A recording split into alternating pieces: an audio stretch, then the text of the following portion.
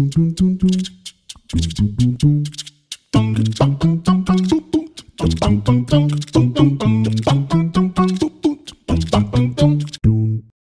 bien, bonjour à toutes et à tous pour cette nouvelle séance du séminaire Perspectives transaméricaines qui se réunit tous les mois, actuellement en distanciel. Dès le mois prochain, on reviendra en hybride. C'est donc un séminaire qui pose des questions qui concernent les Amériques et ces questions sont traitées d'un double point de vue, d'une double perspective nord-américaine et latino-américaine.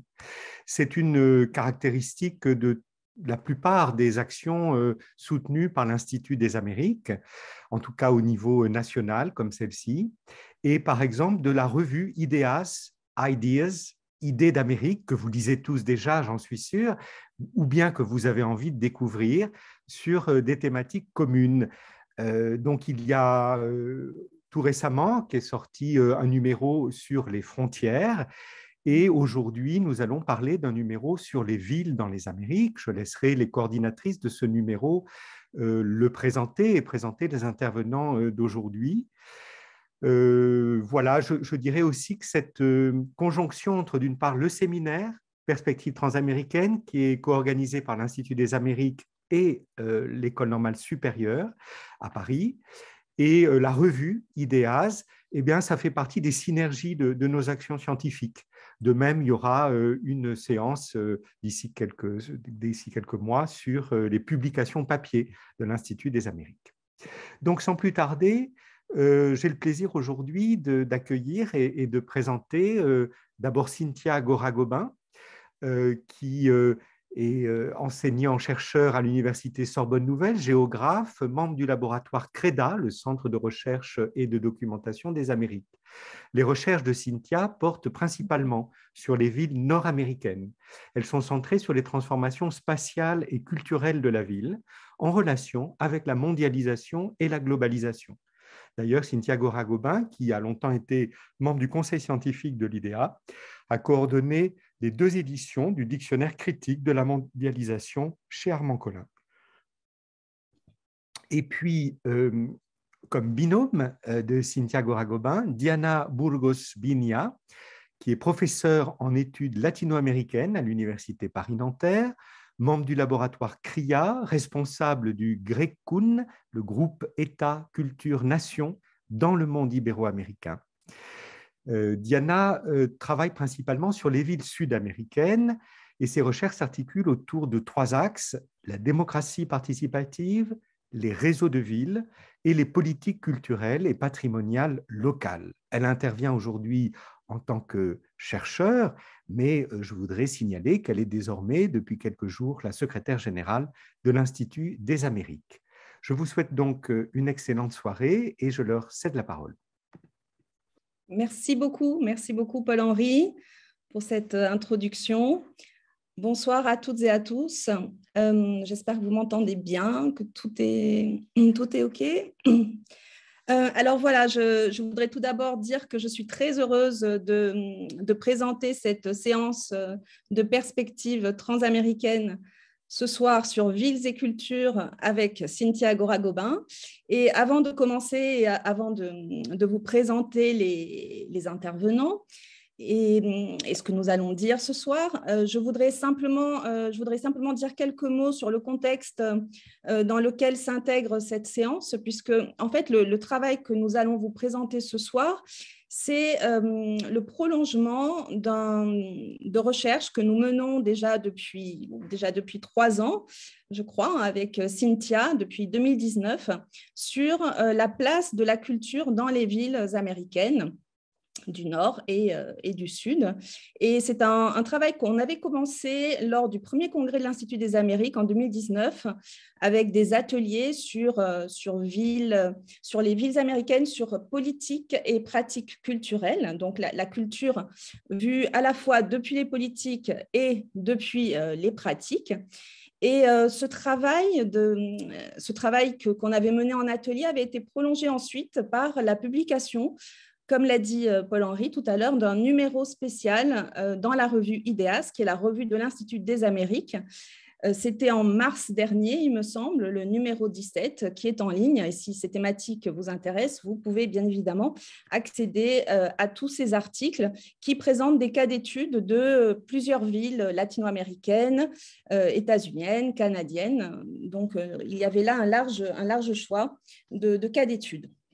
Alors, un an après la publication de ce numéro, enfin environ un an, oui, il nous semblait utile avec Cynthia de faire le point sur ces travaux et de réunir certains des contributeurs de cette revue, de ce numéro spécial. Et nous avions choisi, avec Cynthia, alors nous avions choisi 3 villes, Montréal, Las Vegas et Buenos Aires, donc pour avoir cette représentativité transaméricaine, cette perspective transaméricaine. Malheureusement, ce soir, nous n'aurons pas Las Vegas, puisque Pascal Nedelec ne peut pas être des nôtres et elle vous prie de l'excuser pour des raisons de santé et nous lui souhaitons un prompt rétablissement. Cela dit, vous pourrez avoir accès bien évidemment à son article sur Las Vegas et c'est un article très intéressant sur l'essor de la marche à pied et les effets de cet essor sur les reconfigurations spatiales de la ville. Donc, l'article est en ligne dans la revue. Mais nous allons quand même avoir le plaisir ce soir de voyager à Montréal avec Suzanne Paquet et Laurent Vernet qui vont nous présenter leur cas d'étude. Puis, dans un deuxième temps, nous irons à Buenos Aires avec Barbara Morovic qui interviendra donc en deuxième partie. Voilà, donc sans plus attendre, je laisse la parole à Cynthia Goragobin. Oui, merci Diana. Bonsoir. Bonsoir. Après la présentation donc, du contexte par Diana, je vais peut-être prendre 2-3 minutes pour rappeler le fil conducteur de notre dossier dans la revue IDEAS, paru il y a environ un an, comme le disait Diana. Alors, le dossier s'intitule « Ville » au pluriel et culture au singulier dans les Amériques. Alors, la question qu'on peut se poser, pourquoi évoquer en même temps ville et culture? Alors, notre réflexion part du principe que, comme l'ont démontré les historiens de la ville, la culture représente un des attributs majeurs de la ville. Elle façonne la matérialité de la ville, lui donne une valeur esthétique et historique, et elle contribue à forger les modes de vie, les pratiques et les mentalités. À l'heure actuelle, cette relation étroite entre d'une part la ville et d'autre part la culture se modifie et se renouvelle. D'où la question comment? En fait, on observe 2 mouvements. On peut qualifier le premier de mouvement top-down, dans la mesure où la culture s'inscrit dans les politiques urbaines. Et le second mouvement de bottom-up, qui fait référence à la mobilisation sociale des habitants au nom de la défense de la culture. Alors, on commencera par le premier mouvement. Depuis 2 ou 3 décennies, la culture s'inscrit sur le mode explicite dans les politiques urbaines ayant pour objectif l'attractivité territoriale.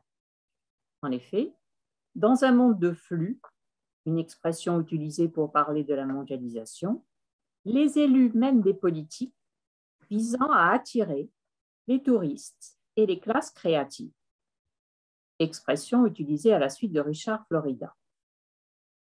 Et en reprenant l'expression de David Harvey, capitalisme culturel, on peut aisément évoquer l'instrumentalisation de la culture pour la politique de l'attractivité. En d'autres termes, la culture sert le city branding.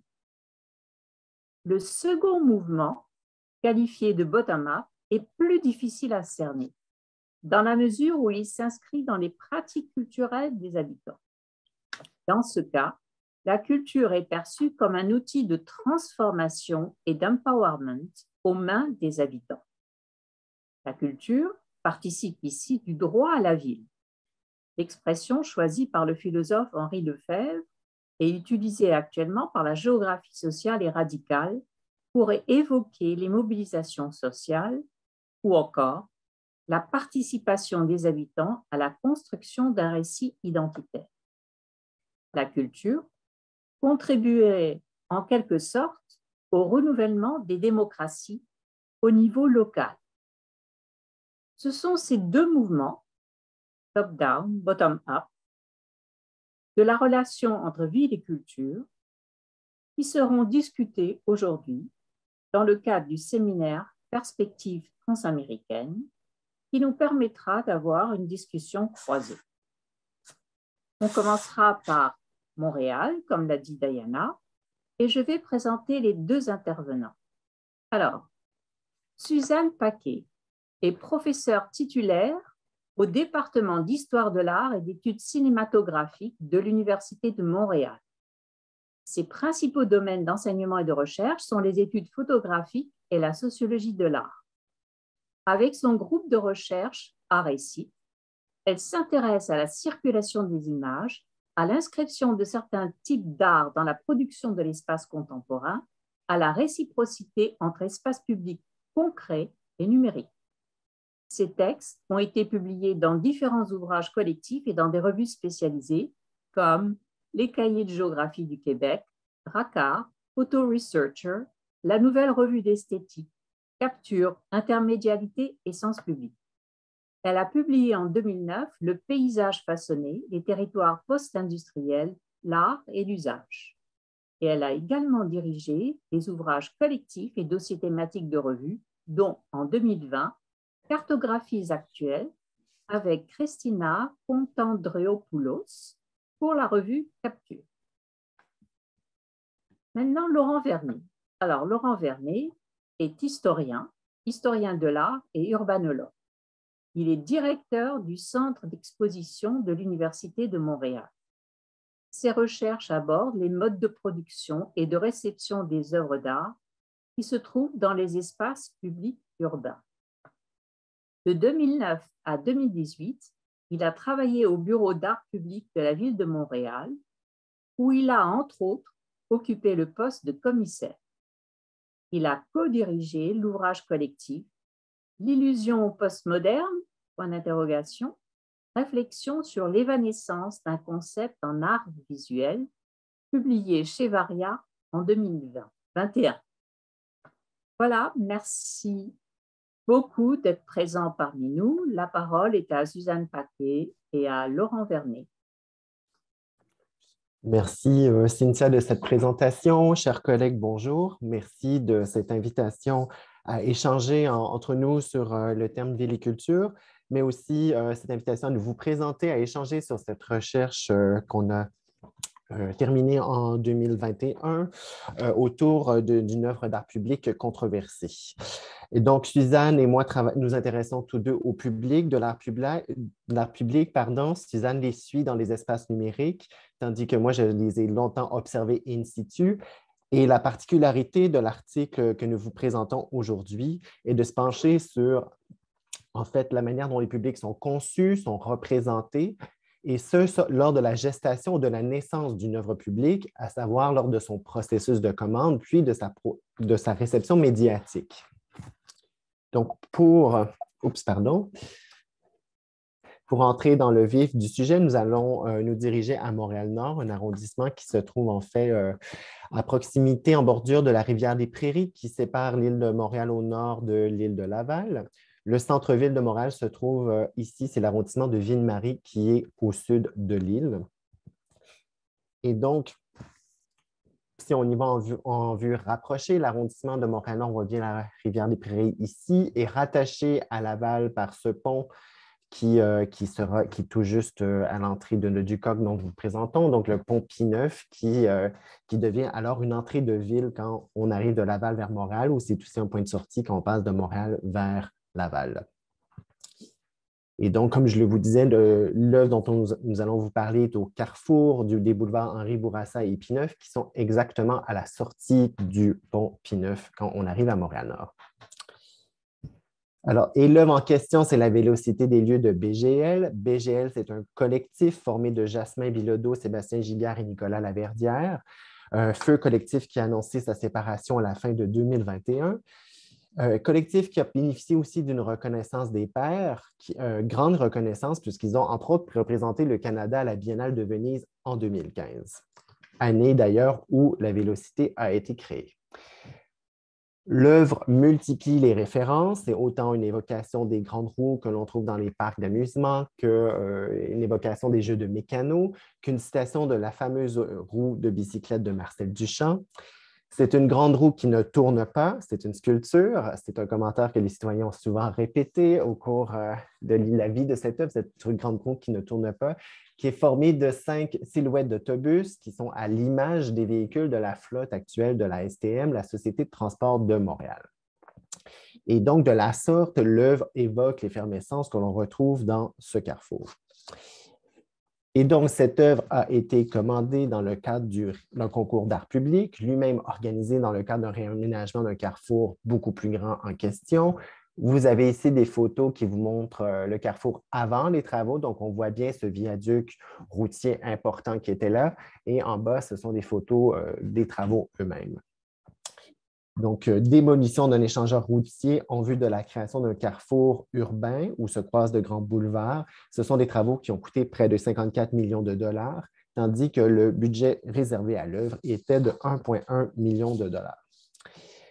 Donc, dans le cadre de ces travaux, il avait été décidé qu'une œuvre d'art public allait être commandée, qu'un concours pan-canadien allait être organisé par les services centraux de la Ville de Montréal, donc, et non par l'arrondissement. C'est bien important de rappeler ce jeu d'échelle qui est au cœur de notre discussion entre la Ville-Centre et l'arrondissement.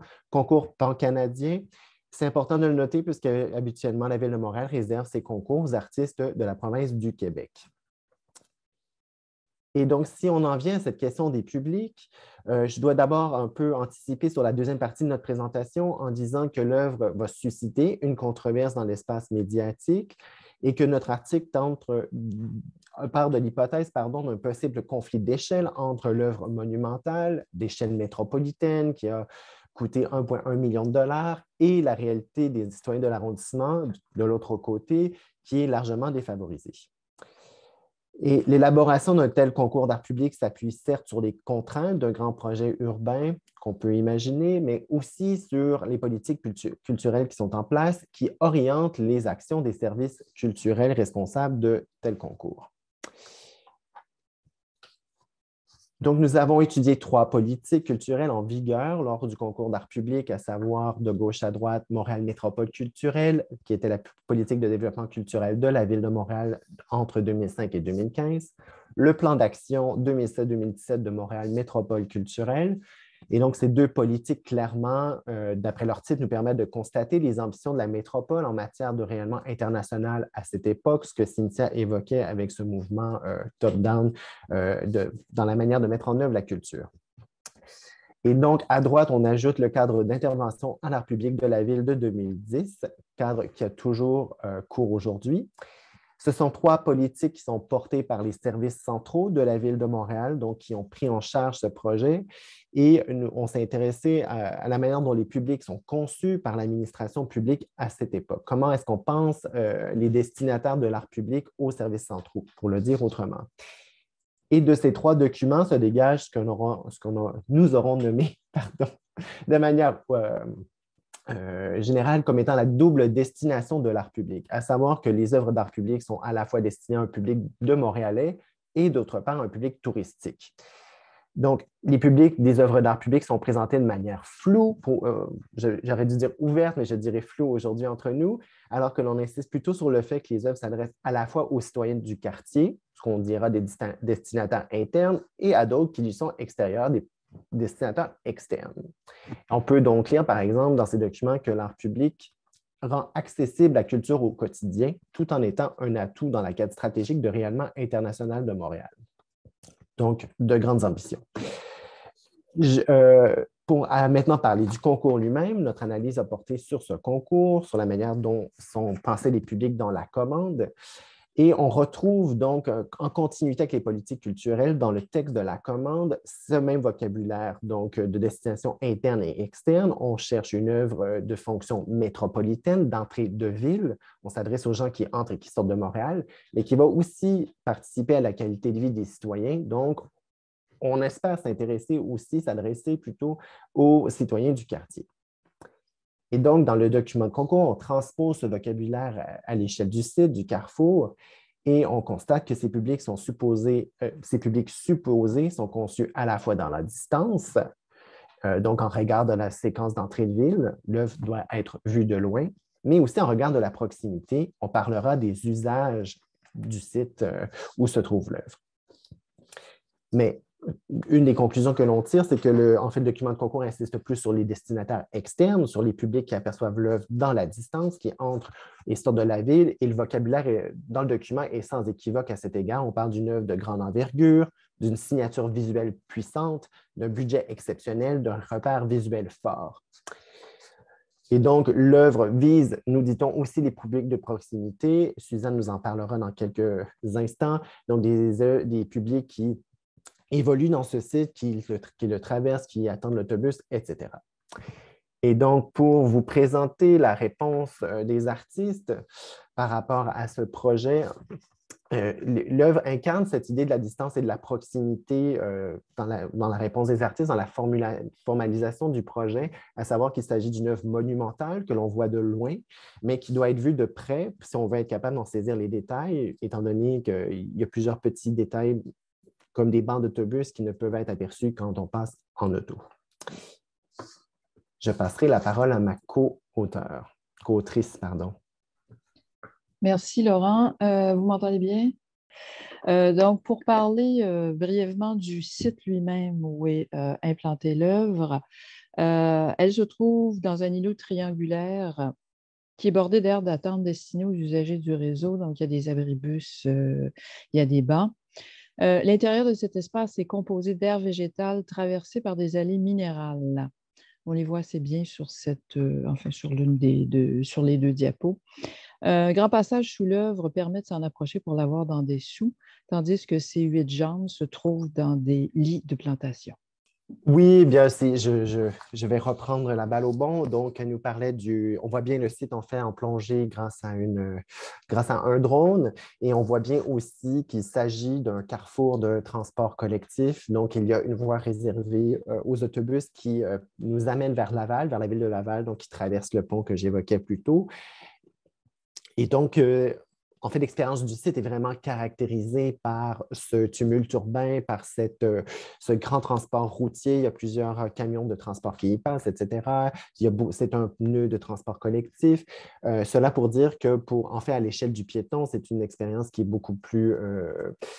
qui est marquée par l'échelle métropolitaine traversée. On voit bien, ces boulevards remplacent une structure autoroutière, donc traverser ces grands boulevards pour le piéton, ça reste un peu intimidant en ce sens qu'on sent bien la pression sur la sécurité du piéton, bien qu'il y a des mesures de sécurité piétonnière qui ont été mises en place. Et est-ce que tu as expliqué que, donc évidemment, ces cartes-là font ressortir le fait que l'arrondissement serait l'un des plus défavorisés de l'île de Montréal. On le voit en rouge, les zones de défavorisation, c'est assez évident. Et on voit dans la carte de l'arrondissement lui-même qu'on est dans de la défavorisation. Voyons, excusez-moi, là, c'est plus ou moins défavorisé, donc on passe du rouge clair au rouge foncé. Voilà, sur ces graphiques, on voit qu'il y a une bonne partie de la population qui est issue de l'immigration, donc immigration de première et deuxième génération. 43% de la population est issue de l'immigration de la première génération, alors que 24% est issue ou forme l'équivalent en fait de la population 24% de la population de l'arrondissement serait issue de l'immigration de la deuxième génération. Donc, pour un total de 67%, la majorité des citoyens sont locataires, comme on peut le voir également. Et l'art public est peu présent dans l'arrondissement. Donc, c'est un portrait rapide, évidemment, mais un portrait qui a été beaucoup utilisé par les journalistes qui ont parlé de l'œuvre. Donc, je vais brièvement vous dire ce que nous avons constaté par l'étude en faisant notre enquête sur le dossier de presse de l'œuvre. Donc, dossier de presse qui est composé des articles parus à son sujet à l'été 2015, au moment de son installation et de son inauguration. Il y a donc eu apparence de controverse, comme Laurent l'a souligné. Une controverse qui, comme bien souvent lorsqu'il s'agit d'art public, a été amorcée par des journalistes et des chroniqueurs de quotidiens et de journaux de quartier, à grand renfort de titres accrocheurs, comme vous pouvez le voir ici, et de jeux de mots douteux. C'est toujours le cas en art public. Et tout ça se fait au nom de publics qui, eux, restent curieusement peu visibles. La réception de l'œuvre apparaît donc, suivant cette enquête, comme polarisée entre deux publics qui seraient antagoniques. D'une part, on parle beaucoup au nom des citoyens qui seraient contre l'œuvre, mais on les interroge, ces citoyens, au final, très peu. On revient toujours sur le fait que Montréal-Nord est un arrondissement peu favorisé et que l'œuvre a coûté très cher. De plus, les citoyens interrogés sont très peu nombreux. Les journalistes reprenant d'un reportage à l'autre les paroles des mêmes citoyens. Donc, tout le monde cite un autre reportage. Nous sommes donc là à la limite d'un public inventé, à partir de quelques individus que l'on fait passer pour un public véritablement observé. D'autre part, on donne la parole à des experts et à des politiciens qui ne peuvent être évidemment que favorables à l'implantation de l'œuvre et à l'aménagement d'une entrée de ville prestigieuse.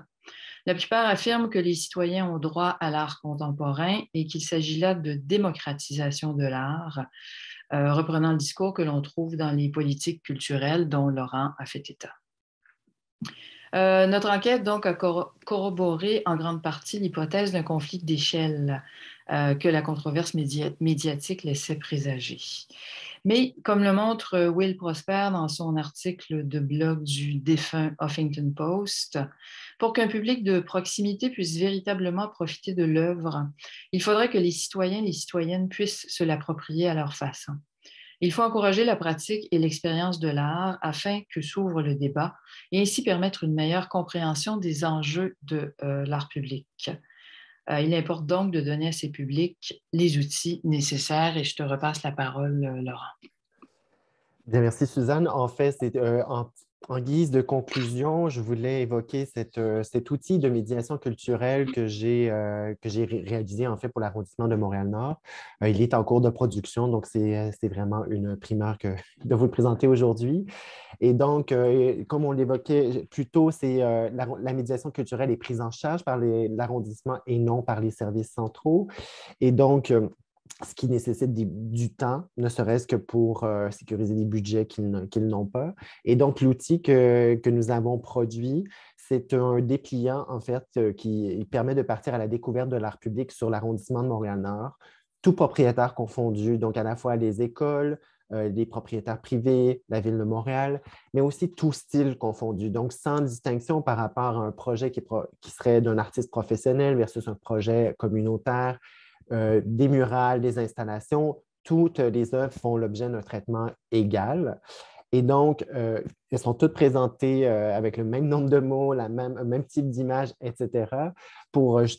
Et dans le fond, l'objectif, c'est d'inciter les citoyens de partir à la découverte de l'art public sur le territoire, d'encourager peut-être la participation citoyenne en matière de culture à petite échelle.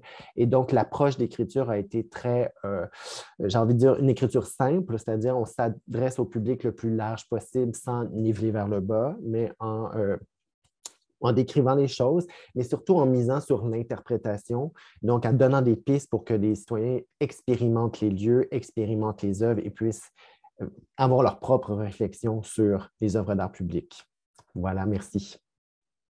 Merci beaucoup Laurent et Suzanne pour cette présentation. On y reviendra tout à l'heure, évidemment, puisqu'on posera les questions à l'issue des deux présentations. Et nous allons maintenant aller bien plus au sud, à Buenos Aires, grâce à Barbara Morovic, que je vais présenter.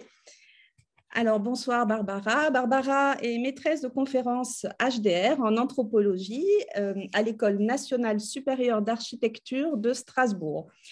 Elle est membre du laboratoire AMUP, je ne sais pas si ça se prononce bien comme ça, et Barbara est aussi présidente de l'Association française des anthropologues.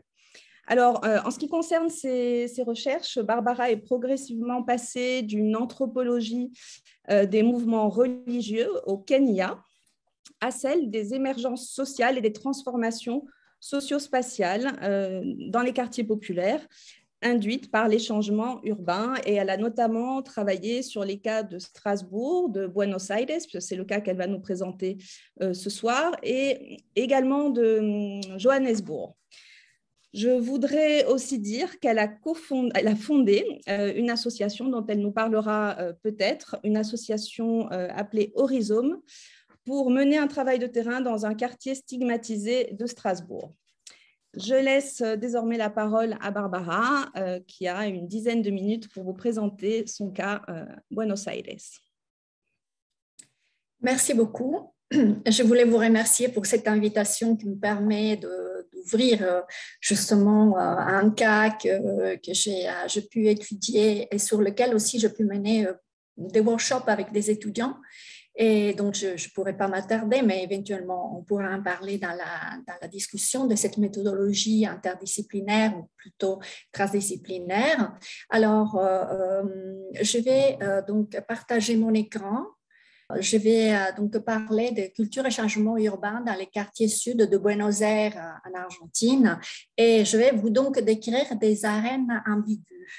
Donc, peut-être pour commencer, je pars d'une interrogation finalement. Comment un anthropologue, une anthropologue aujourd'hui peut se poser la question de ce qui fait culture dans la ville contemporaine? Et justement, ça a été évoqué notamment dans vos présentations et dans l'introduction également du numéro. Donc aujourd'hui, il y a une catégorie de l'action publique, c'est-à-dire celle qui a été commencée notamment par des grandes organisations dans les années 60, comme l'UNICEF, bien sûr, qui pousse au développement culturel et donc qui invite les États à prendre à bras-le-corps la question de la culture comme levier de changement urbain, en tout cas, voilà, comme levier de faire ville. Alors, bien sûr, pour l'anthropologue, cette question de la culture avec un C majuscule va forcément entrer en un débat avec les cultures, avec le C minuscule, donc ce que Cynthia Gora-Gobin a défini, donc des cultures top-down. Alors, mais en réalité, moi, dans ma présentation et dans mon article, j'ai essayé d'aborder cela à travers l'analyse des processus que j'ai appelés des arènes culturelles, dans le sens qu'il s'agit effectivement aussi d'interaction avec les politiques culturelles. Et je dirais que je vois ça à travers trois éléments fondamentaux. Le premier, c'est le fait que je mets l'accent sur la démarche dynamique qui utilise finalement cette idée d'arène culturelle comme un ensemble de pratiques très complexes et des positions d'acteurs qui vont se modifier, qui vont changer avec le temps. Et donc, justement, la deuxième question, c'est la question du temps. Donc, la question diachronique, pour moi, il est évident que ces processus doivent être étudiés dans le long terme. Et donc, sur le terrain, mes terrains sont souvent des terrains itératifs dans le sens que je vais les continuer pendant vraiment très longtemps, pendant une dizaine d'années, disons, dans l'idéal, pour comprendre les continuités et les changements des acteurs. Et je me focalise plus particulièrement sur des acteurs que j'appelle minoritaires, sur lesquels on pourra revenir, sur ces définitions, on pourra revenir par la suite. Et là, le troisième élément, disons, méthodologique de ma démarche est la réflexivité. C'est-à-dire que pour moi, l'anthropologue et le chercheur en général fait partie des arènes qu'il étudie. Et là, justement, je reprends justement ce qu'il disait Diana par rapport à l'association aussi Horizon que j'ai cofondée à Haute-Pierre, dans un quartier stigmatisé de Strasbourg, parce qu'effectivement, voilà, le chercheur, même s'il pense rester extérieur, en réalité, il fait partie de toute manière de ces dynamiques culturelles. Bon, en tout cas, aujourd'hui, je ne parle pas de mon expérience et de mes recherches françaises, mais c'est plutôt dans les quartiers sud de Buenos Aires que je vous amène. Donc, los barrios al sur de la Ciudad Autónoma de Buenos Aires, et qui sont des quartiers défavorisés, encore largement défavorisés aujourd'hui, en tout cas, qu'on peut opposer spatialement et socialement aux quartiers nord, qui sont justement les quartiers les plus cossus, et les quartiers sud sont intéressés par des changements urbains importants et aussi par des processus de gentrification qui ont été beaucoup étudiés par des sociologues, des géographes, des anthropologues, à la fois argentins et non argentins.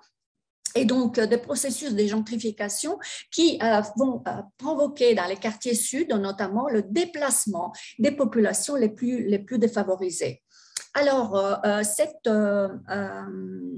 cette gentrification et ces changements urbains massifs dans les quartiers sud provoquent notamment également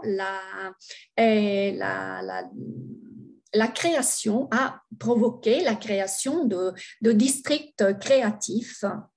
Donc, des districts créatifs qui ont été mis en place depuis 2008 et qui également sont effectivement des prétextes à gentrifier certains quartiers et intéressent plus particulièrement les quartiers du Sud, et avec un district technologique dans un quartier qui s'appelle Parque Patricio, qui a été le premier à être mis en place, et ensuite Barracas, le district del Diseño, et enfin La Boca et San Telmo avec le distrito de las Artes, qui est celui dont je vais vous parler maintenant.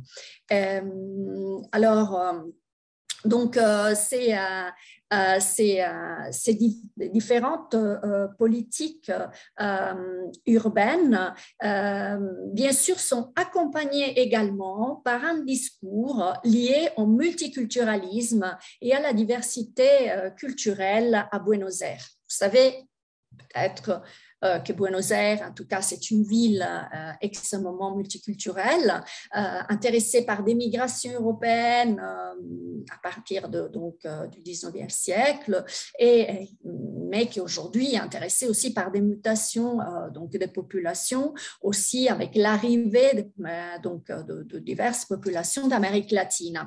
Ces populations sont largement stigmatisées, et donc évidemment le discours avec la ville culturelle rentre en contraste avec la réalité des choses qui est celle d'une ville fortement excluante, qui déplace, mais de manière assez brutale, des groupes défavorisés, et notamment gentrifie les quartiers sud actuellement, et qui sont encore très largement, notamment du côté du Rio Matanza Riachuelo, donc le cours d'eau Matanza Riachuelo, et qui sont encore largement occupés par des villas miserias, c'est-à-dire des contextes très défavorisés.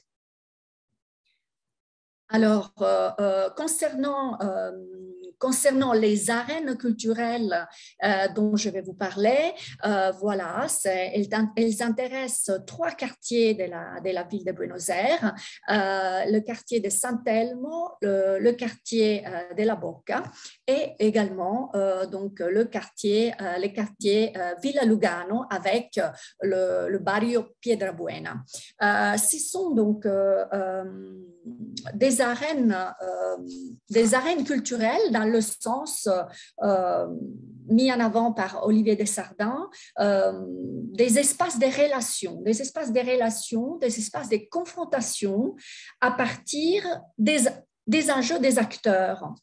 Et plus particulièrement dans mon cas, dans le cadre de groupes minoritaires. Donc, cette approche à travers l'arène culturelle me permet justement de complexifier la relation entre dominants et dominés. En réalité, les choses sont plus complexes que cela. Et en tout cas, je le montre dans ces exemples. Alors, le pourquoi de ces trois contextes, dans le cadre de San Telmo et La Boca, il s'agit des quartiers anciennement patrimonialisés et qui sont en changement depuis un certain nombre d'années, moi je dirais depuis les années 80, mais dans lequel la gentrification est dans une forme inachevée. Dans le sens que dans ces quartiers, il y a, disons, une fragmentation à la fois urbaine et sociale qui implique une très forte mixité des habitants, à la fois des habitants plus favorisés qui sont arrivés plus récemment, mais également des enclaves défavorisées qui sont encore présentes avec une culture populaire très forte dans les 2 quartiers. Et en ce qui concerne le quartier Piedrabuena à Villa Lugano, il s'agit là, par contre, d'un barrio encore largement défavorisé et stigmatisé. Et donc là, je montre comment des initiatives habitantes qui se basent sur l'idée de créativité comme levier essayent de modifier l'image du quartier. Donc, pour moi, ces 3 arènes, ce sont des arènes incertaines dans lesquelles des groupes confrontent leur vision du patrimoine et il y a justement des accords, des désaccords, des alliances, des désalliances.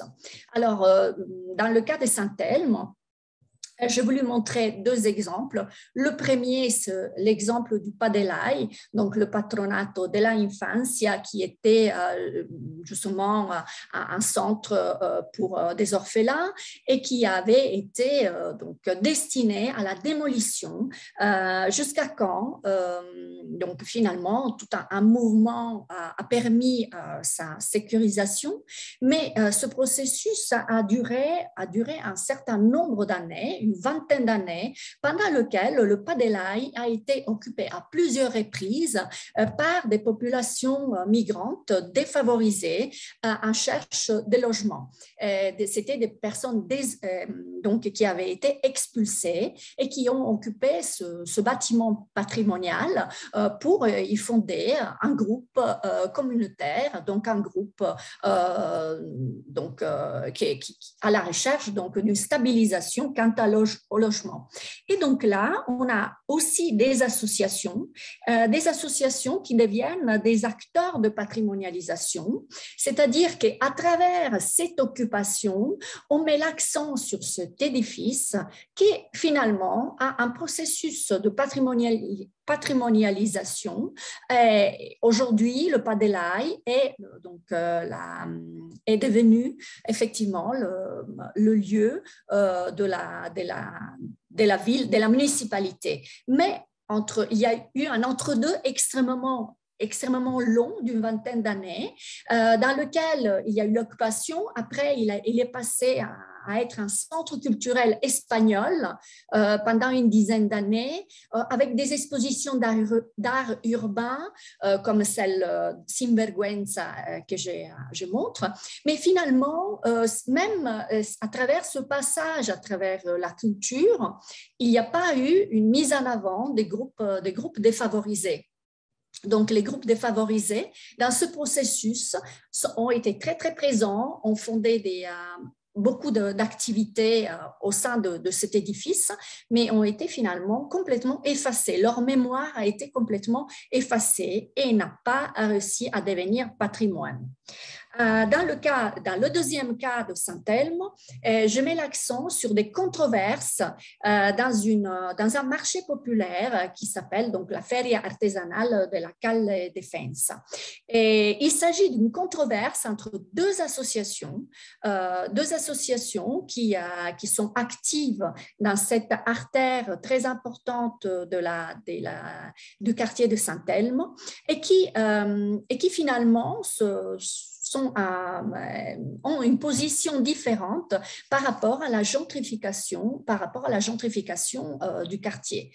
En gros, la Ella Aldoquin est une association de commerçants, mais qui signe avec la ville un accord qui fait qu'une partie des artistes et des artisans doivent se déplacer de cette Calle Defensa. Et donc, en gros, ce groupe qui est expulsé de la Calle Defensa, souvent des artistes plus précaires, donc se mobilise pour fonder une autre association qui est celle des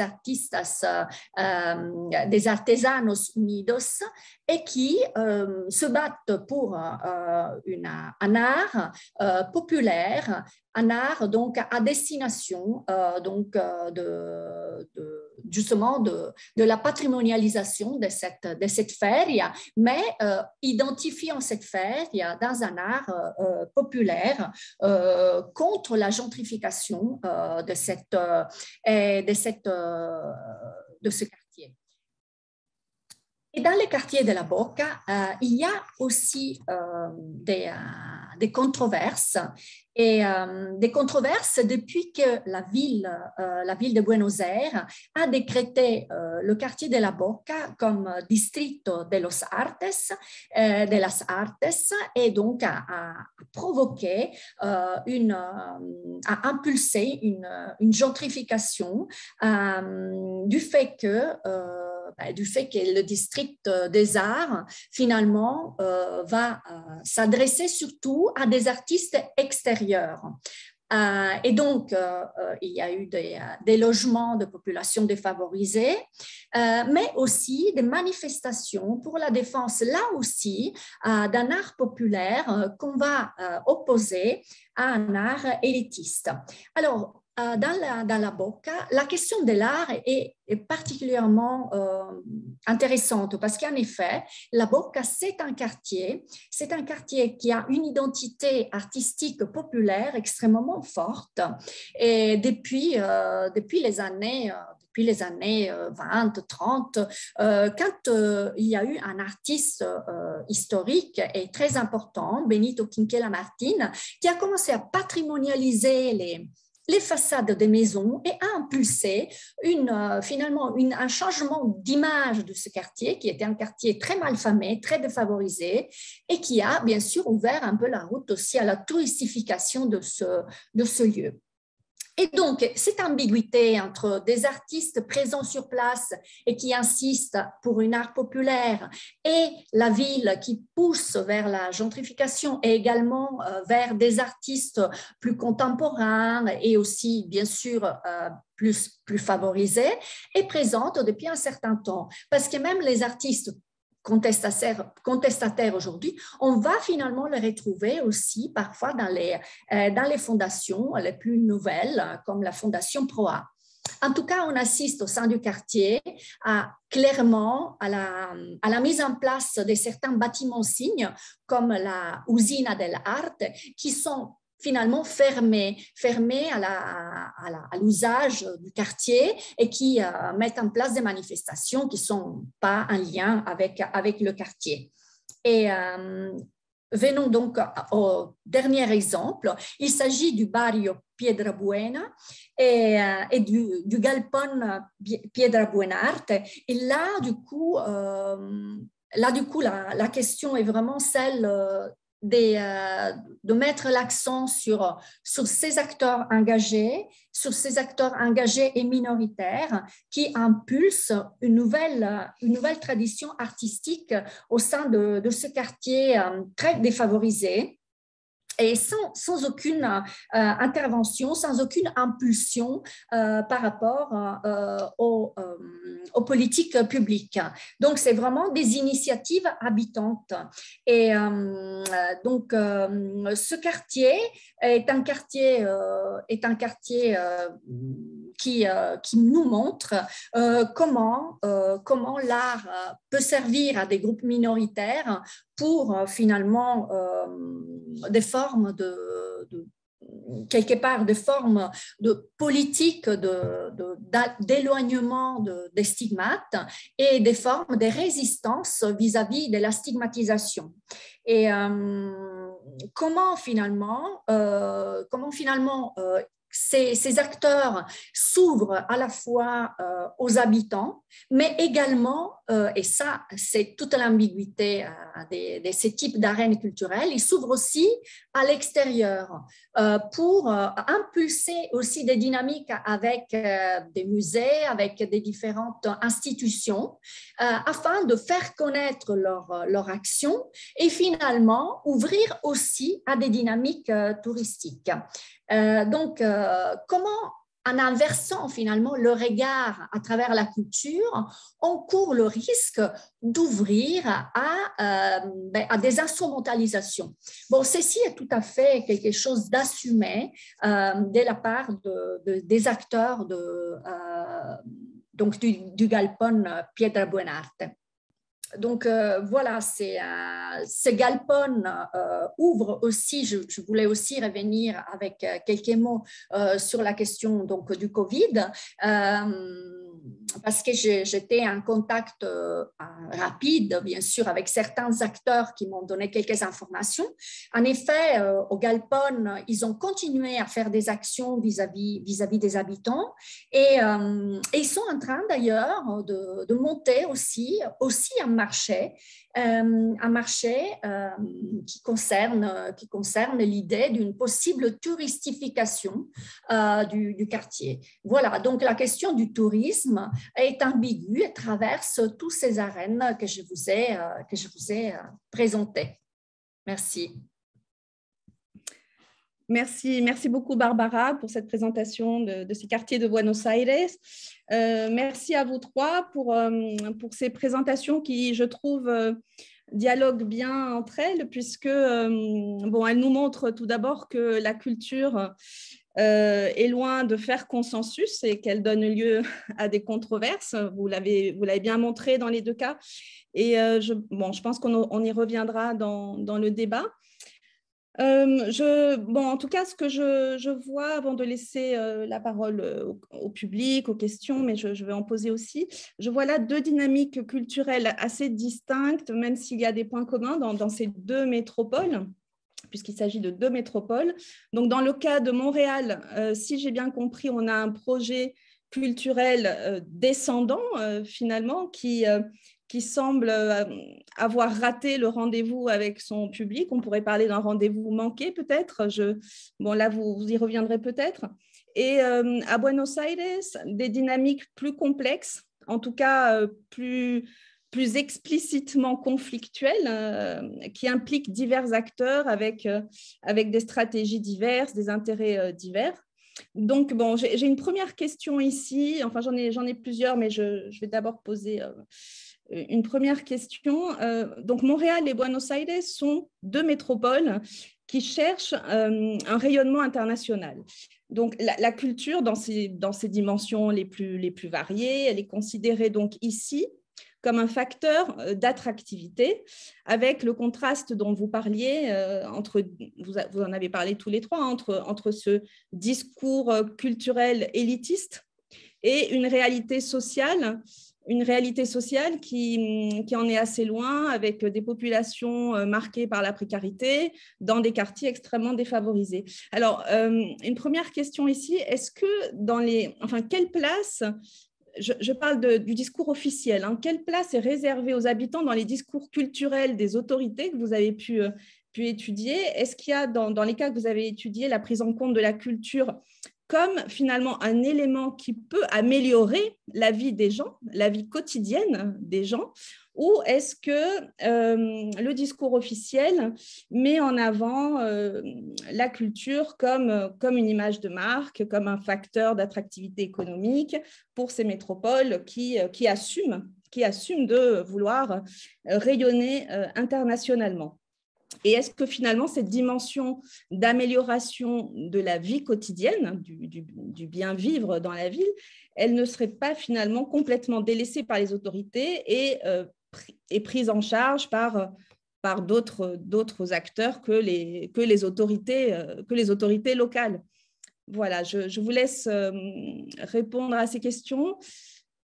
À cette question qui a Laurent, Suzanne, si vous voulez commencer. Ouais, ben je peux y aller. En fait, je pense que Laurent, tu me détromperas si je dis des sornettes, mais d'après ce qui ressort des politiques culturelles de la Ville de Montréal, on tente de tenir compte de ces deux types de publics cibles, si vous voulez.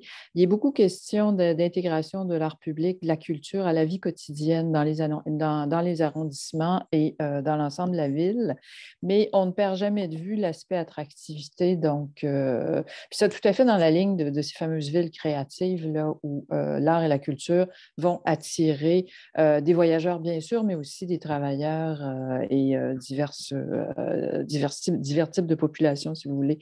Donc, on essaie de créer une balance entre les deux, mais le problème, c'est que c'est beaucoup de l'ordre du discours, en ce sens que ensuite, on va créer des schémas comme celui qu'on vous a présenté qui tiennent relativement peu compte de la population locale, dans la mesure où, par exemple, la médiation est venue relativement tard dans le processus. Absolument, puis je pense que c'est les mécanismes de participation citoyenne qui sont à développer et je pense qu'il y a une certaine, j'aime pas ce mot dans ce contexte, là, mais une certaine éducation à faire auprès des personnes en place par rapport à ce que c'est la participation citoyenne en culture. Il y a certaines personnes qui croient que faire un sondage une fois auprès des citoyens d'un quartier qui vont recevoir une œuvre d'art public, que c'est suffisant. Mais ce n'est pas de la participation, à mon avis.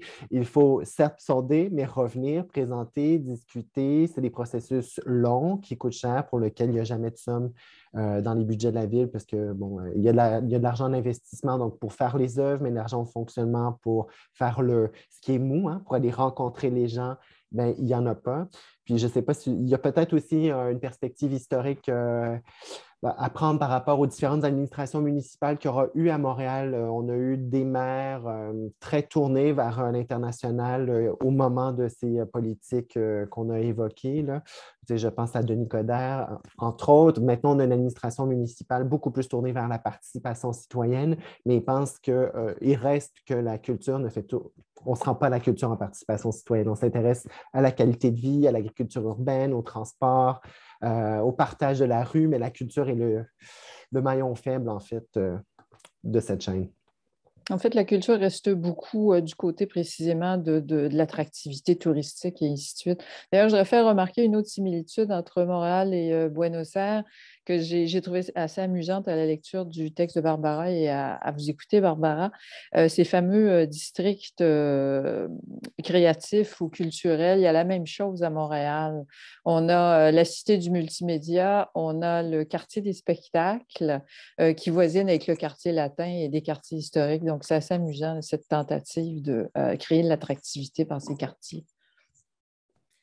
Oui, c'est une parfaite transition. En effet, Suzanne, moi, j'étais à Montréal effectivement en novembre et j'étais hyper fascinée par c'est aussi ces quartiers créatifs qui me paraissent vraiment extrêmement significatif de cette tentative de marketing urbain à travers la culture et que je retrouve à Buenos Aires, mais je retrouve de manière hyper forte aussi à Johannesburg, où il y a vraiment des entiers quartiers qui sont presque privatisés à travers la question de la culture.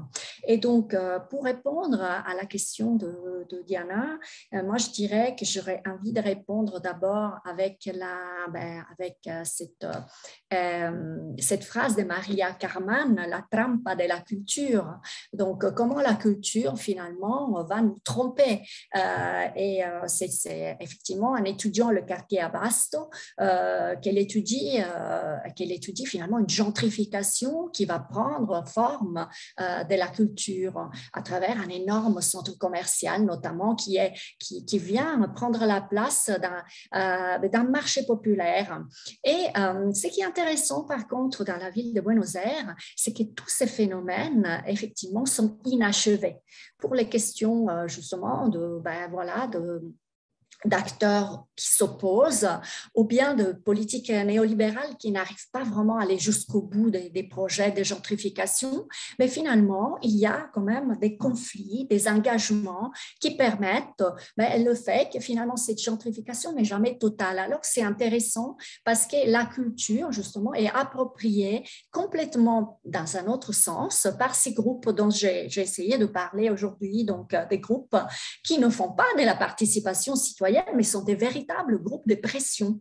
Et donc, effectivement, oui, il y a cette, je dirais, ces groupements-là, la culture est interprétée de manière extrêmement différente. Et du point de vue institutionnel, je dirais, il y a aussi une manifestation qui s'appelle Buenos Aires Celebra, Buenos Aires célèbre. À chaque année, ils mettent en place une nouvelle nationalité à travers justement la question de la culture. Et c'est vraiment une très grande manifestation dans l'espace urbain, mais qui met en place une culture très touristicisée.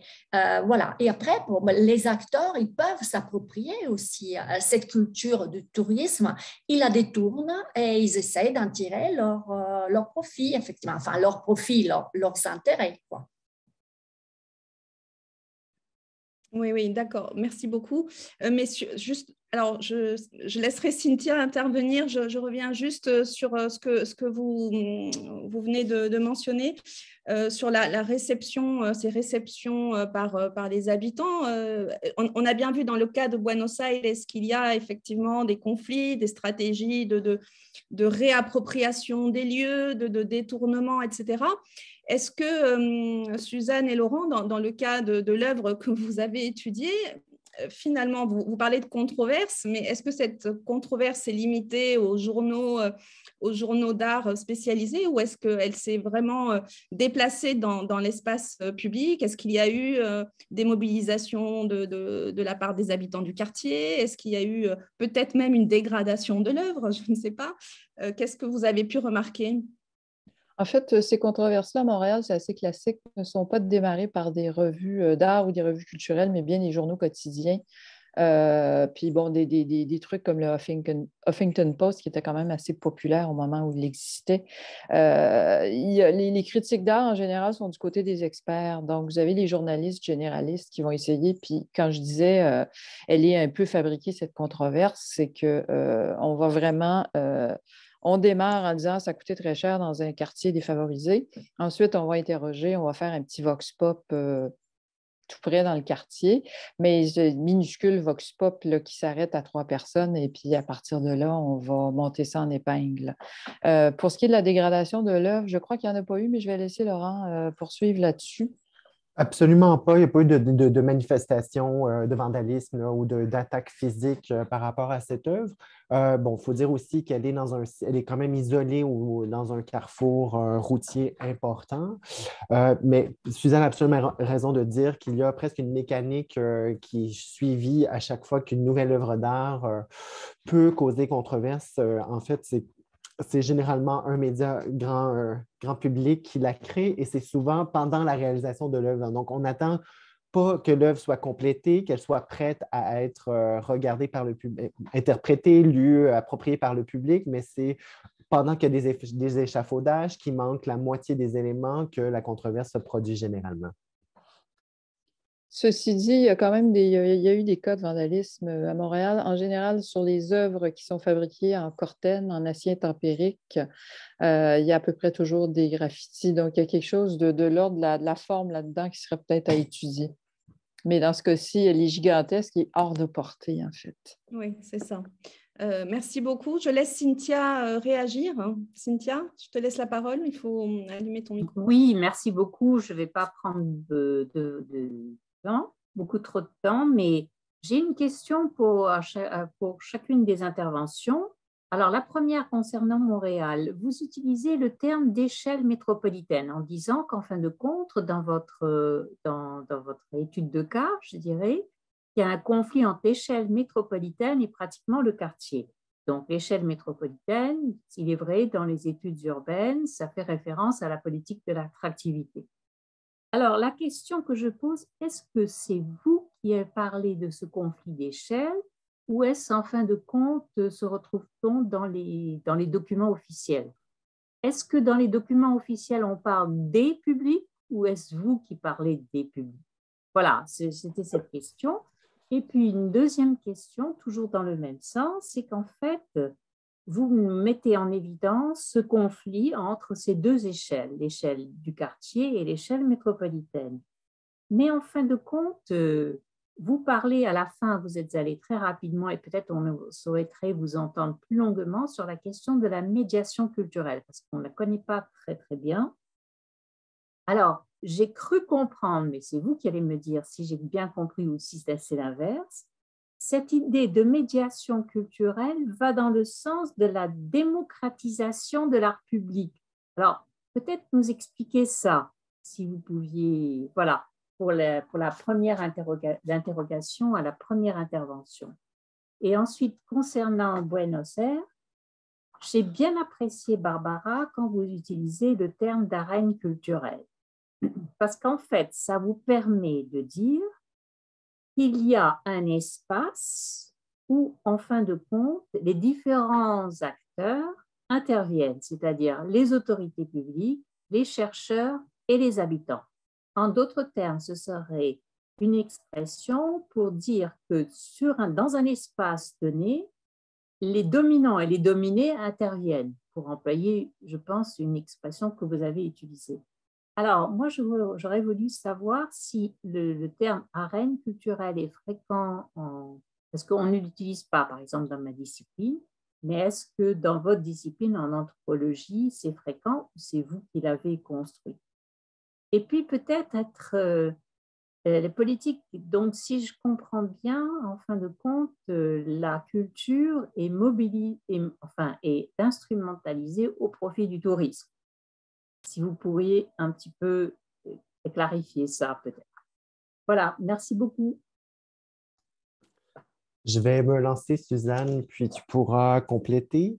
Le mot métropolitain vient en fait en partie du jargon municipal, à savoir que c'est un projet de responsabilité métropolitaine, donc qui est pris en charge par les services centraux et qui est financé via des budgets métropolitains, c'est-à-dire que l'on est à l'échelle de l'entrée de ville, on s'adresse à une échelle vraiment régionale ici. C'est l'arrivée à Montréal, mais sur l'île de Montréal, peut-être même avant l'arrivée dans l'arrondissement de Montréal-Nord. Cela dit, la recherche d'attractivité, elle est extrêmement présente dans tout le vocabulaire autour de cette commande publique. Quand on parle de repères visuels forts, pièces maîtresses de la collection d'art public, avant même que l'œuvre existe. Donc, il y a ce désir de se projeter dans l'avenir à l'échelle internationale. Et puis, Suzanne, on avait aussi consulté des guides de voyage, voir si, en fait, ça s'était traduit, ce désir, dans la réalité. Je ne sais pas si tu veux rebondir. En fait, ça a fait partie de mes recherches pendant un certain temps. Il y a quelques années, je m'intéressais beaucoup précisément à ce qui faisait symbole dans les villes. J'ai même commencé avec le miroir d'eau de Bordeaux. Parce qu'il y a quand même, un autre bel exemple est la Cloudgate de Chicago, la fameuse Chicago Bean. Ces œuvres-là finissent par devenir l'image de la ville. Dans le cas de Chicago, c'est une œuvre d'art quand même. Bon, dans le cas de Bordeaux, c'est un petit peu plus côté de l'aménagement, mais c'est un miroir qui a été fait quand même par une vedette de l'architecture paysagiste. Donc, je me demande depuis plusieurs années qu'est-ce qui serait susceptible de devenir l'image de Montréal. Et je sens qu'à Montréal, on essaie beaucoup de trouver des objets d'art ou des sites particuliers qui pourraient devenir cette image. Mais à chaque fois, ça ne marche pas. À chaque fois, c'est un peu raté. Donc, c'est d'où cette idée de conflit d'échelle, précisément. Il y a cet aspect, on va attirer l'œil, on va faire image. Et de l'autre côté, il y a, on va faire un beau cadeau à une population, à celle du quartier précisément, qui n'en veut pas nécessairement. Donc, je pense que l'idée de conflit d'échelle, elle est vraiment de ce côté-là. Et quant à votre question sur les publics, ben, je pense que c'est notre position, en fait, à nous, qui est extrêmement inspirée, évidemment, de la sociologie de l'art. Il n'y a pas qu'un seul public. Pas que la sociologie de l'art, de toute façon, on peut aller chercher la philosophie pragmatique de Dewey, par exemple, de toute façon, sur laquelle on s'est basé pour l'article, qui fait qu'il n'y a pas qu'un seul public, évidemment. C'est une fiction, le public en général.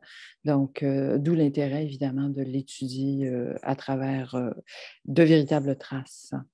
Laurent, tu avais quelque chose à ajouter, je crois. Non, non, tu résumes très bien notre posture par rapport à cette question des publics qu'on pluralise depuis plusieurs années, en fait. Puis le cas révèle très bien qu'il y a plusieurs publics. Il y a les experts, il y a les politiciens, il y a les fonctionnaires, il y a les gens qu'on souhaite appeler, il y a les citoyens. Donc, et effectivement, il y a une fiction, tu le dis bien, autour de tout ça.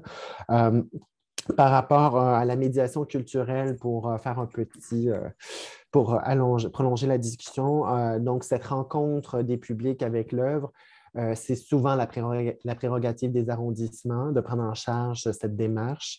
Et donc, ça arrive souvent a posteriori, donc une fois que l'œuvre est choisie, une fois que... Et donc, il faut créer les conditions de rencontre avec les publics, ce qui n'est pas évident, surtout dans un lieu comme celui-ci. Les photos le traduisaient peut-être, mais il y a littéralement des gens qui habitent de l'autre côté de la rue, qui vivent dans certaines conditions, etc. Donc, comment aller rencontrer ces gens dans une échelle métropolitaine, on n'est pas vraiment dans le quartier, même si on est dans le quartier.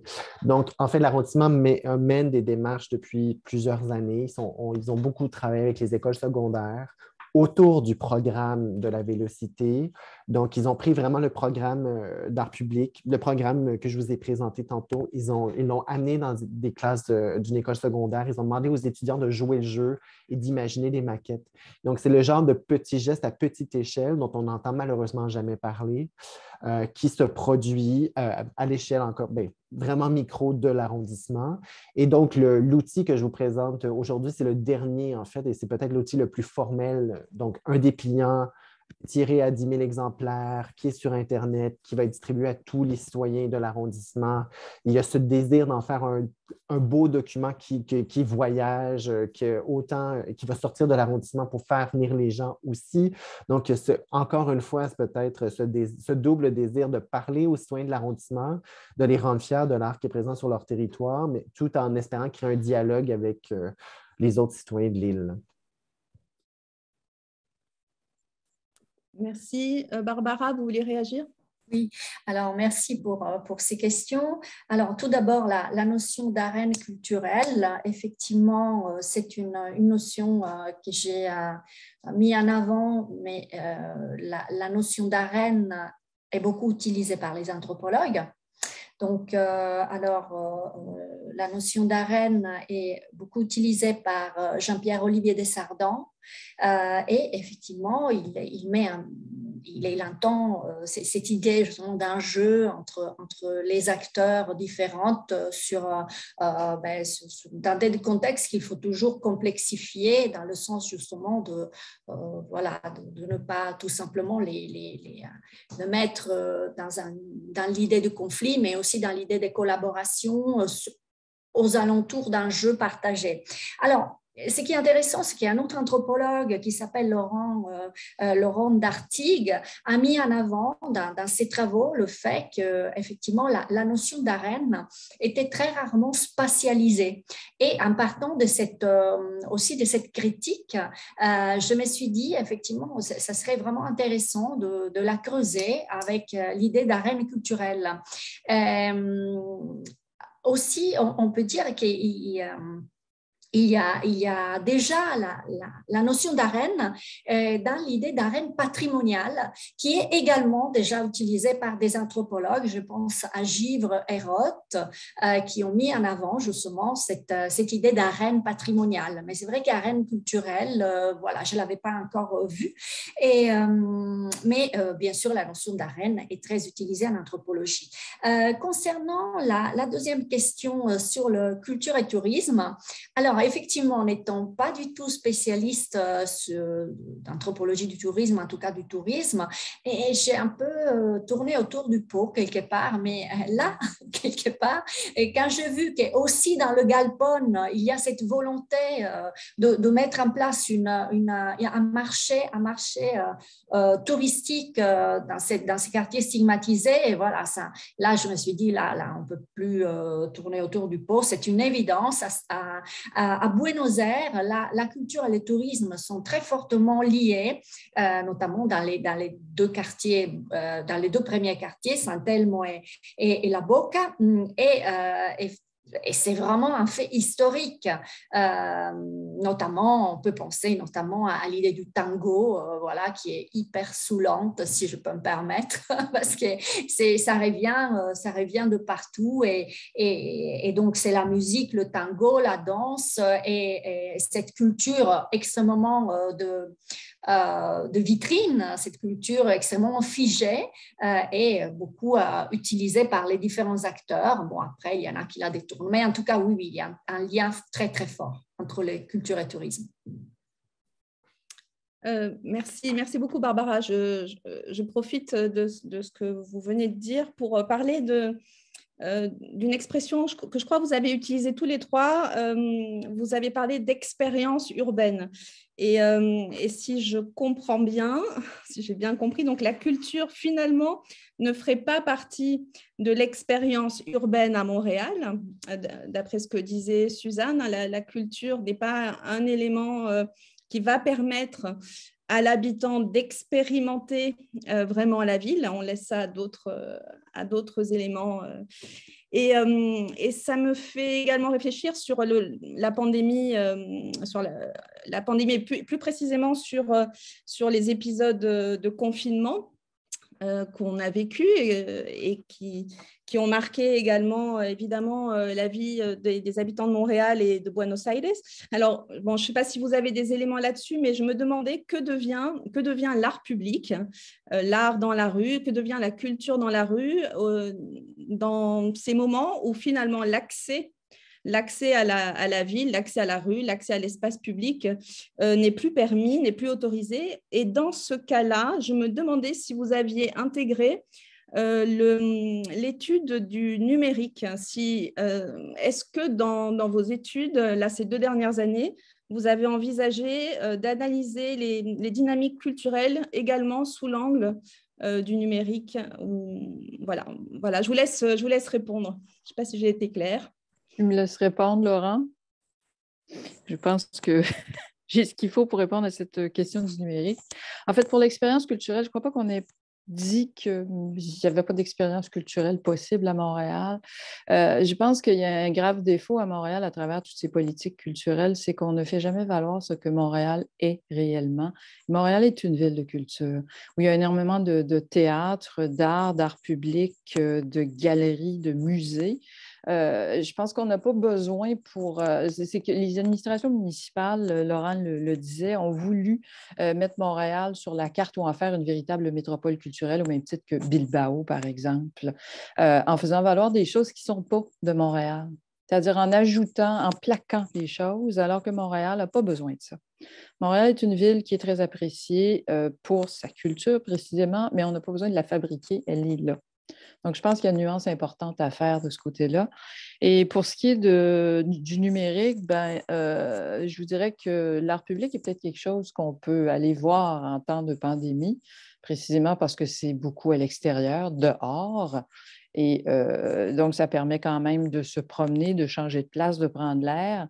Et je vous dirais que j'ai beaucoup travaillé sur l'image des œuvres d'art et l'image qui circule précisément. Et avec cette idée numérique, j'ai en fait encouragé le projet d'une de nos étudiantes qui est entre l'informatique et l'histoire de l'art, qui a créé une application qui s'appelle Mona, qui sert précisément à la découverte de l'art public, d'abord à Montréal, mais elle est en train d'intégrer des données, tout ça et à partir de données ouvertes et en libre accès.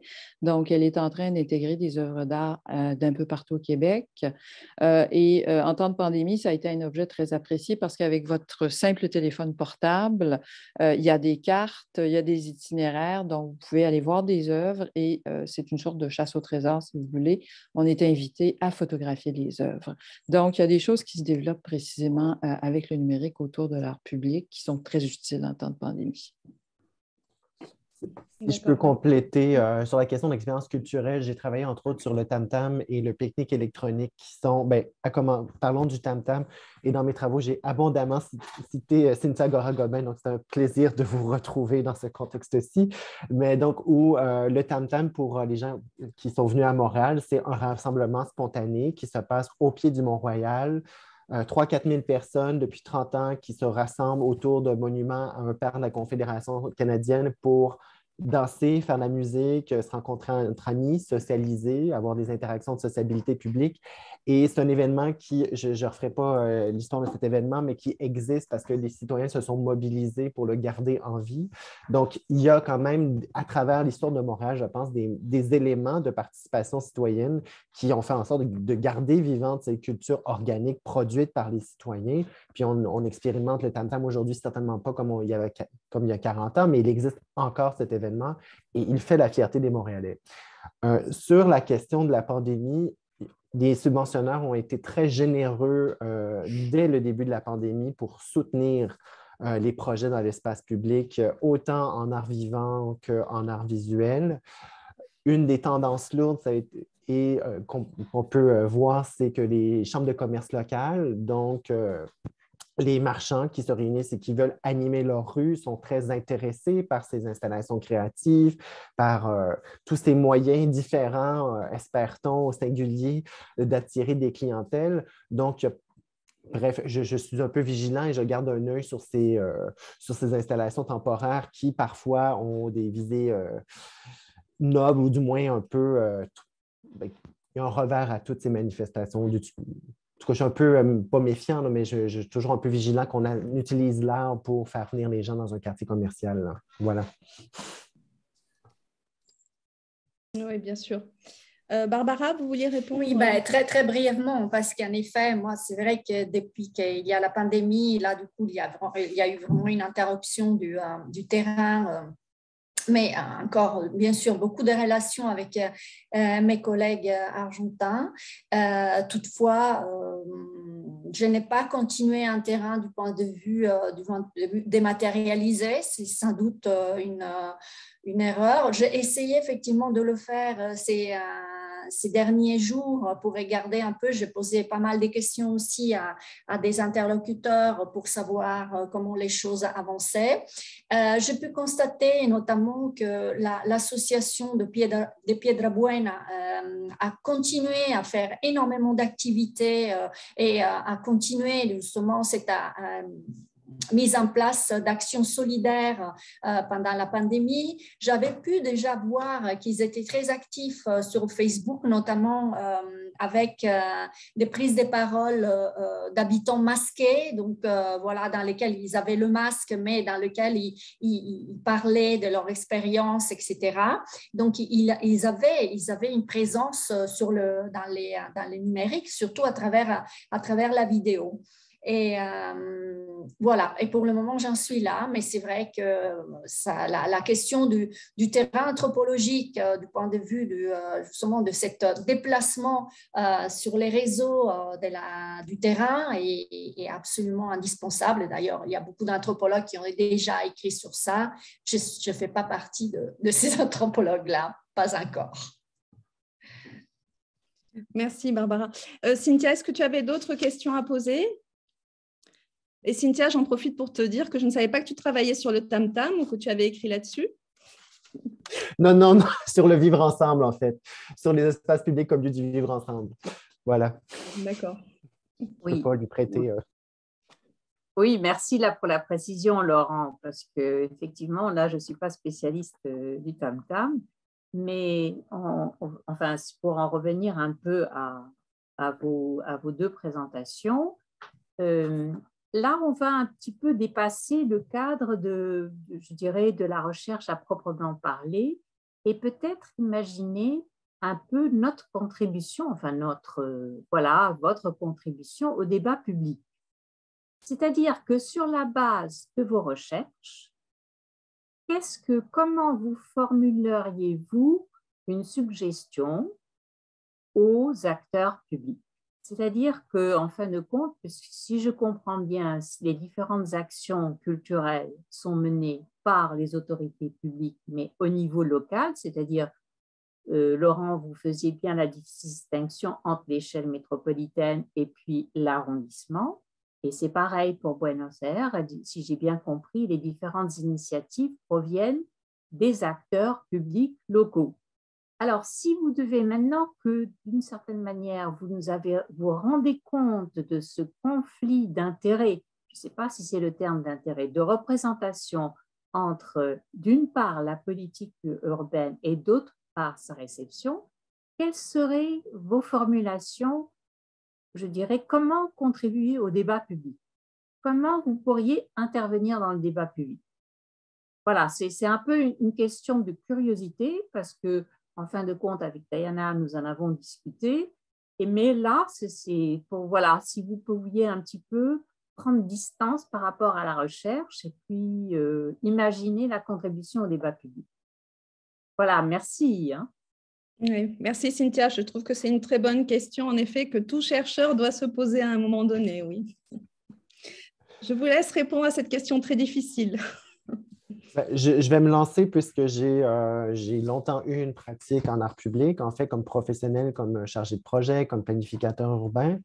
Donc, j'ai réfléchi à des moyens de me passer de la parole aux actes et de prêcher par l'exemple. Donc, je me suis beaucoup intéressé, entre autres, au modèle ascendant, donc bottom-up, qui existe déjà bien en Europe. Je pense aux nouveaux commanditaires, par exemple, ces processus d'art public où les commandes sont issues des communautés, où tous citoyens, vous les connaissez très bien, là, je ne vais pas vous donner une leçon là-dessus, mais donc où les projets sont portés d'abord et avant tout par les citoyens, et c'est à partir de ce désir que l'on bâtit un projet d'art public.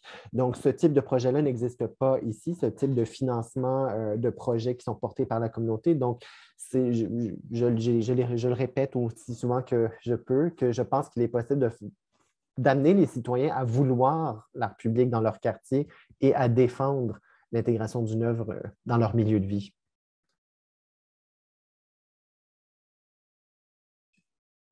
Oui, je rebondis sur ce que vous disiez, Laurent. Donc, il n'y a pas aujourd'hui, enfin, la culture aujourd'hui, même au niveau local, n'est pas inscrite dans l'agenda politique. C'est-à-dire qu'il n'y a pas de partis politiques ou de figures politiques qui reprennent ces thématiques-là aujourd'hui. Il y a une défense de la culture, assurément, mais toujours dans un modèle d'offre et demande, j'ai envie de dire. Donc, qui n'encourage pas nécessairement la démocratie culturelle ou la participation citoyenne. Donc, on table sur les succès passés sans chercher nécessairement. Et là, il y aurait beaucoup de nuances à faire. Je pense que les arrondissements à Montréal sont très forts dans développer ce nouveau type de projet, mais ils n'ont pas nécessairement les ressources financières ou l'appui politique toujours pour pouvoir le faire.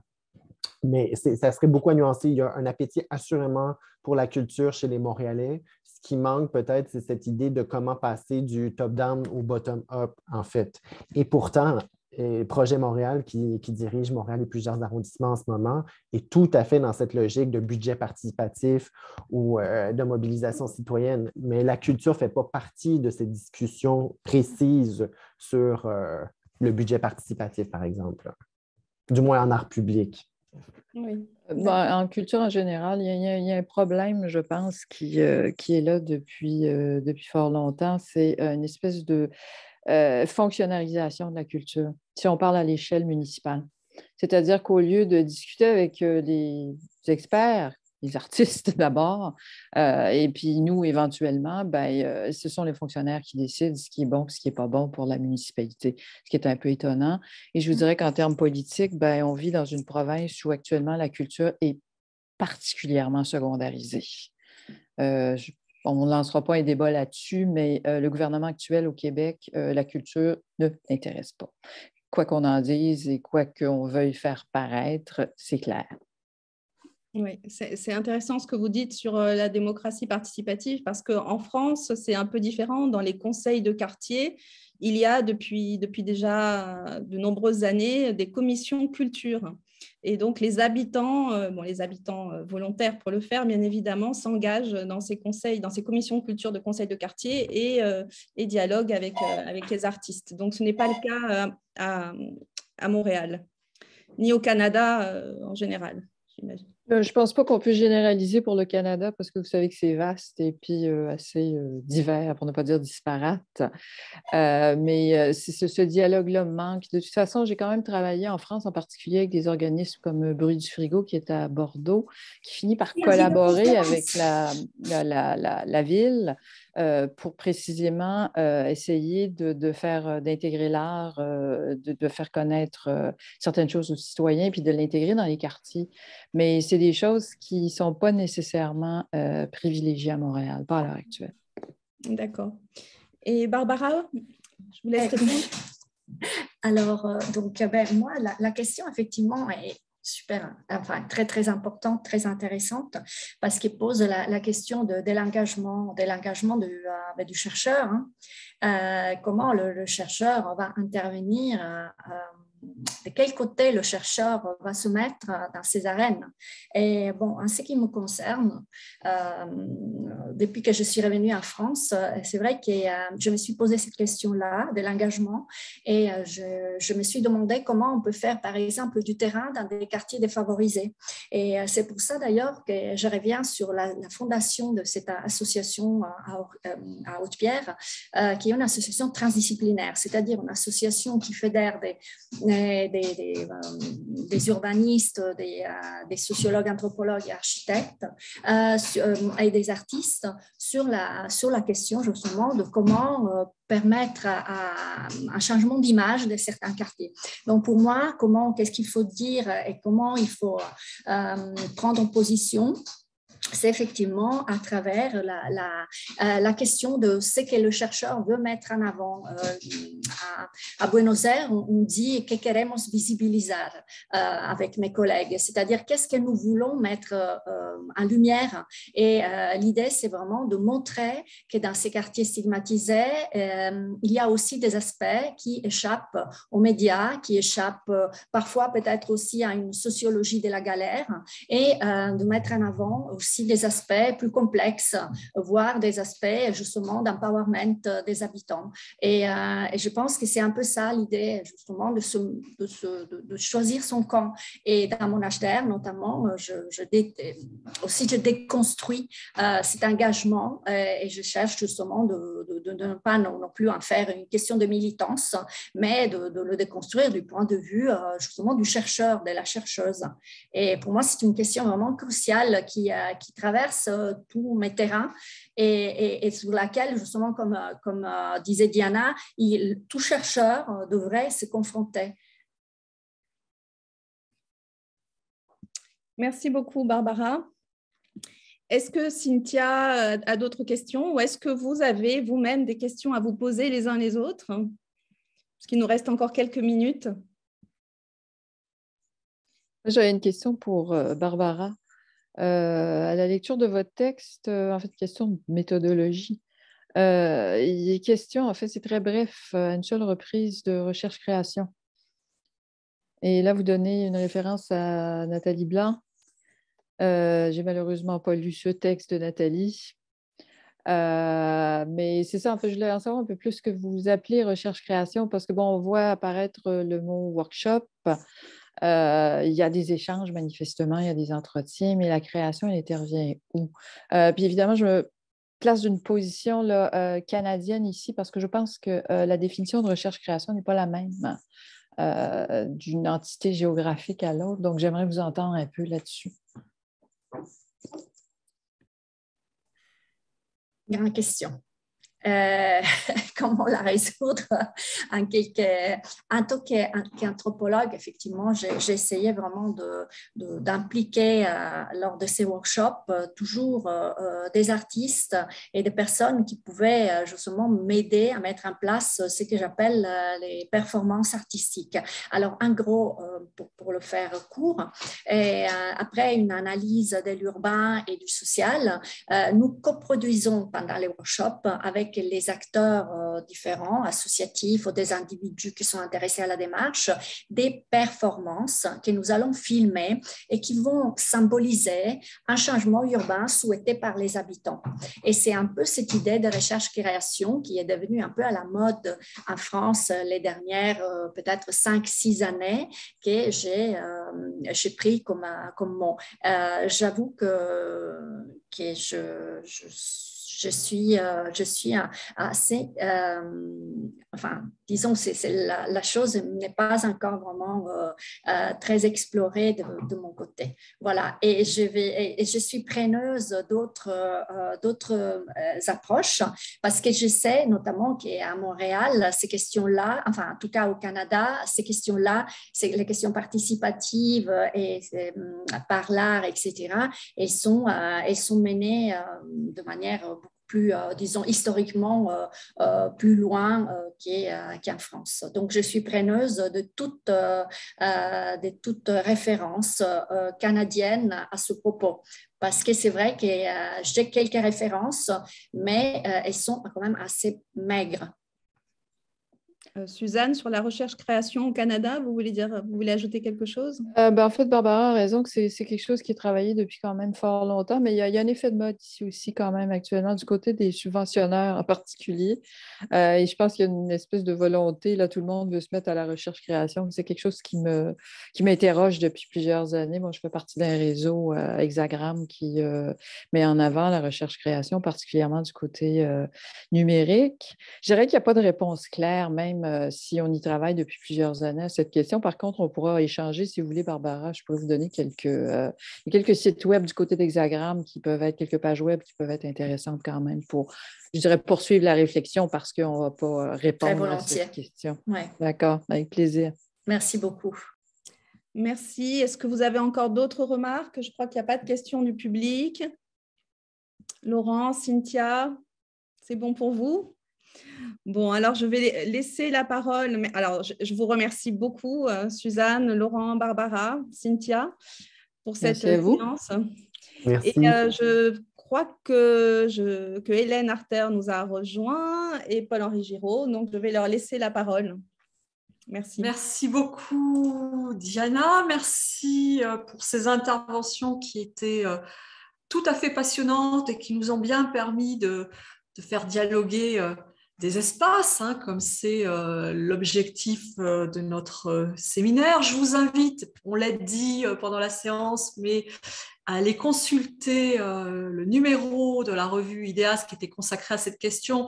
Et pour celles et ceux qui connaissent encore mal cette revue, d'en profiter pour découvrir les autres grandes questions qui ont animé notre réflexion depuis maintenant quasiment 10 ans. On va vous donner rendez-vous pour notre prochaine séance. Ça sera le 1er mars.